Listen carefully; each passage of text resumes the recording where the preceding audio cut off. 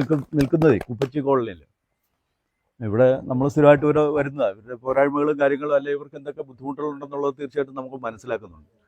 അപ്പോൾ ഇതുമായിട്ട് ബന്ധപ്പെട്ട് നിൽക്കുന്നവർ ഈ SC പ്രൊമോട്ടർമാരായാലും ഇവരെ പ്രൊമോട്ട് ചെയ്യുന്നവരായാലും മെമ്പർമാരായാലും ഇവർക്കുള്ള കാര്യങ്ങൾ കൃത്യമായിട്ട് ചെയ്യുമെന്നൊക്കെയാണ് നമ്മൾ അറിയാൻ കഴിയും.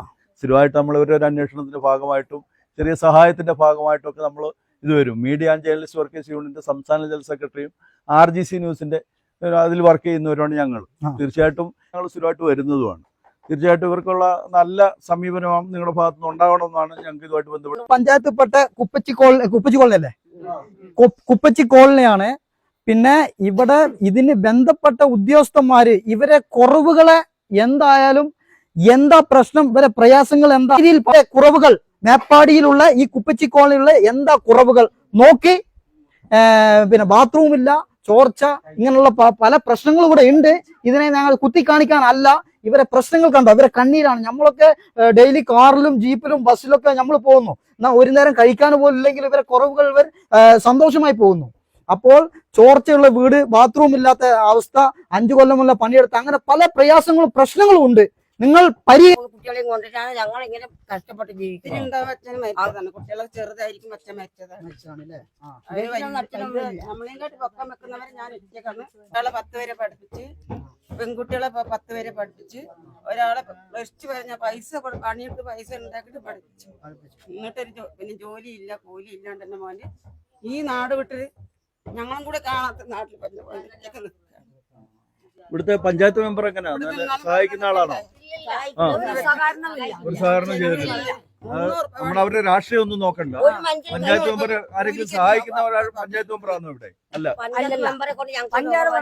ഒരു ഉപകാരവും ഇല്ല. അവിടെ കമ്മിറ്റി കാലിലേക്ക് വരും, അവിടെ നിന്ന് തിരിച്ച് അങ്ങോട്ട് പോകും, പിന്നെ അങ്ങോട്ട് പോകും. അതാണ് ഈ മെമ്പറുടെ ഒരു ഒറ്റൊരു കാരണം.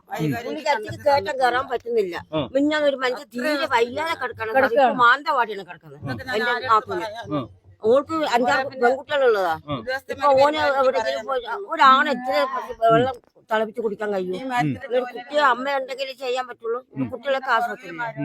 അങ്ങനെ ആ അവസ്ഥ ഉണ്ടായിട്ടില്ല. ഒരിക്കലും വന്നിട്ട് വീട്ടിലെ ഒരു അന്വേഷണം ചോദിച്ചിട്ടില്ല. മെമ്പറെ മിഞ്ഞാന്ന് വിളിച്ച പറഞ്ഞ ആക്സിഡന്റ് ആണ്, വണ്ടിയിൽ നിന്ന് വീണിട്ട് ഞാനിപ്പോ വീട്ടിലാ നിക്കുന്നത്, എനിക്ക് അങ്ങോട്ട് വരാൻ പറ്റുന്നില്ല എന്ന് പറഞ്ഞു മെമ്പർ വിളിച്ചപ്പോഴേ.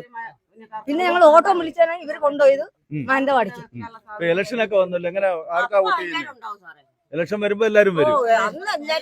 അന്ന് എല്ലാരും കൂടെ കഴിയാനും കൂടെ നടക്കാനും തീറ്റാനും ഉറങ്ങാനും ഒക്കെ ആൾക്കാർ ഇവിടെ തന്നെ ഉണ്ടാവും.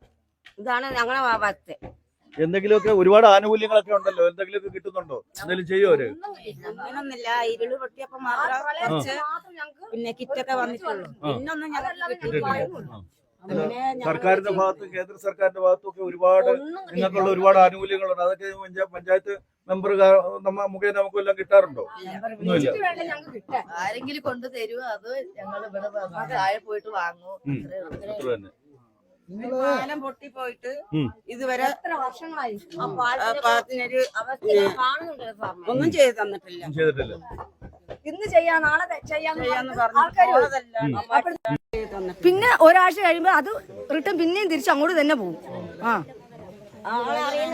കക്കൂസും ബാത്റൂമും ഒക്കെ നിങ്ങളെ വീട് പൊളിഞ്ഞതൊക്കെ ഒന്ന് കാണിച്ചു കൊടുക്കും. എന്നിട്ട് അത് വേണ്ടപ്പെട്ട ആൾക്കാർ ഇത് കാണുമ്പോൾ അവർ അതിന്റെ തക്കതായ നടപടി എടുക്കും. ഇനി അങ്ങനെ വോട്ട് ചോദിച്ചിട്ട് ആര് വന്നാലും ശരി, നിങ്ങൾ ഇതൊക്കെ ഇതൊക്കെ ചെയ്യാൻ പ്രാപ്തിയുള്ള ഇതിൽ നിന്നാൽ മതി. ജനസേവനാണ് മെമ്പർ മുതൽ കളക്ടർ വരെ, പിന്നെ മന്ത്രി വരെ. എതിർത്തൊരു വർത്തമാനം പറയാൻ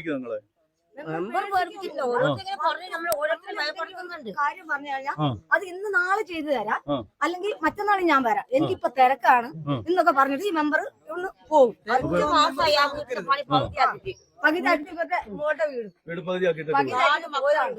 ഭർത്താവ് വേറെ പള്ളിന്റെ അടുത്ത് പോയതാ. വീട്ടിപ്പോ ആ കുട്ടികളെയും കൊണ്ട് പാകെ ഇടങ്ങറായി നിൽക്കുക. ഇപ്പൊ ഏട്ടന്റെ വീട്ടിലാണ് പോയി താമസിക്കുന്നത്. ഇത്തിരി പോന്നിട്ട് കോഴിക്കോട് പോലത്തെ വീടും. നിങ്ങൾ കണ്ട വീടല്ലേ? ചായ വീടാണ്. ആ വീടല്ലേ. ആ വീട്ടിൽ എത്ര ആൾക്കാർ താമസിക്കാൻ പറ്റും? പുതിയ വീടിന്റെ വീടില്ല, വീട് പഴയ വീടാണ്. ഈ കുട്ടിനെ ഉണ്ടായ കാലത്ത് എങ്ങനെ താമസിക്കാം? ആ വീടൊന്നും പോയി ഞങ്ങൾ നിൽക്കുന്നത് കുപ്പച്ചി കോളനിയിൽ.